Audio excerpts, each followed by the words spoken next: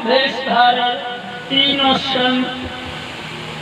एक बात और बताऊं, परीक्षित महाराज जी जरासंध के यहाँ पर एक बहुत बड़ा ढोल रखा था, और जो नौजवान जरासंध से लड़ने के लिए आता था उस ढोल को बजाता था। अब भगवान श्री कृष्ण बोले, अर्जुन अंदर चलो लेकिन ढोल को मत बजाना। अब भीमसेन बोले कि ये बताओ कन्हैया कि ढोल का को रखो। जवाब दो कि ये ऐलान है, जो जा ढोल को बजा सो जरासंध लड़वे को आ जा, के तो प्रभु तुम आगे न चलो, ढोल मत बजा देना। भगवान कन्हैया और अर्जुन आगे निकले और भीमसेन ने ढोल को और जा ढोल की आवाज नवमंडल के सीना को फाड़ती हुई जरासंध के कानों में टकरा गई। जरासंध कहने लगा कि इसकी मौत आ गई।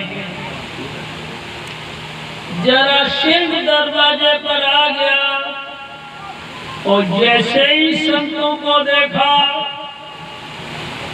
कहने लगे महात्मा मरने के लिए आ गए। भाई बहनों, भगवान श्री कृष्ण जरासंध और भीमसेन का मल्ल युद्ध करवा दिया। मल्ल युद्ध शुरू हो गया। 27 दिन तक मल्ल युद्ध चला। ना तो भीमसेन हारे और ना जरासंध हारे।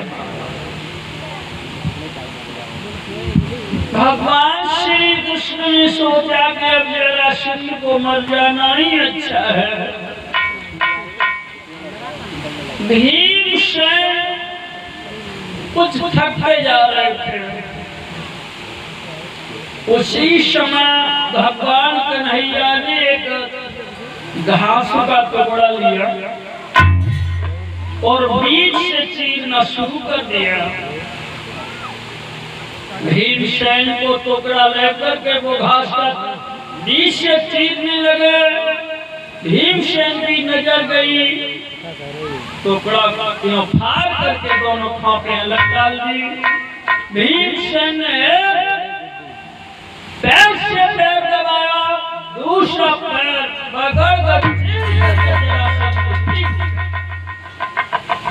और जैसे ही जरासंध की दो खांपे की दोनों अलग अलग डाल दी, लेकिन 1 मिनट ना लगी तो दोनों खांपे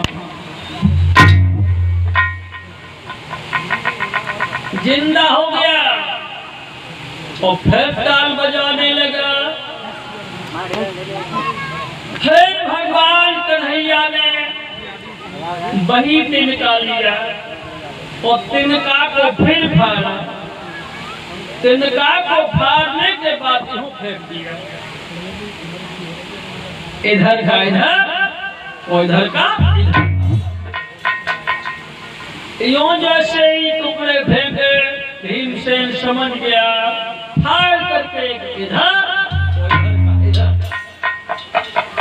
जरासंध मारा गया। खजाने की लूट हुई। उसी खजाने में सुवर्ण का मुकुट मिल गया। भीमसेन उस यज्ञ में उस मुकुट को लेकर के भगवान श्री कृष्ण के पास लौटे थे। वही पांडवों को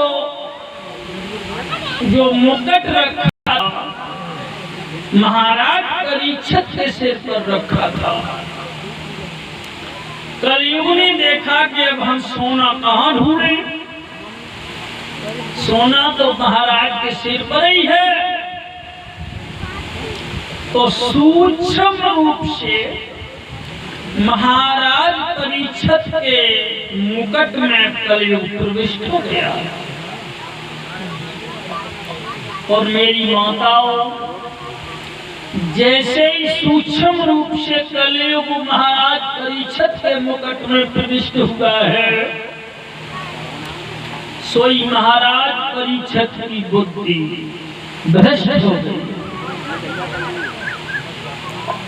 महाराज परीक्षित की बुद्धि खराब, कलयुग का प्रभाव।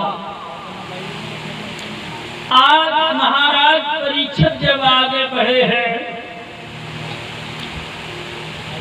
इंद्रप्रस्थ का चक्रवर्ती सम्राट महाराज परीक्षित प्यास से व्याकुल होने के उपरांत लोमत ऋषि के आश्रम में पहुंच गए। उस समय लोमत ऋषि भगवान की तपस्या में लिप्त थे। महाराज परीक्षित में उस ऋषि से जल की मांग की है और बोले हैं,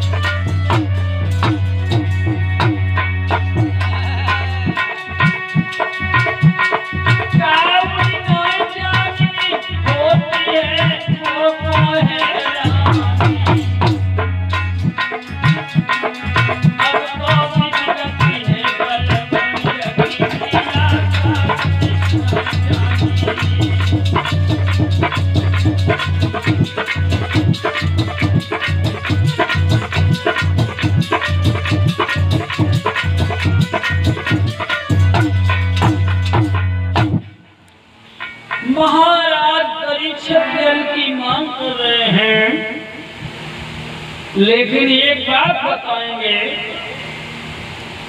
ये मन जो है,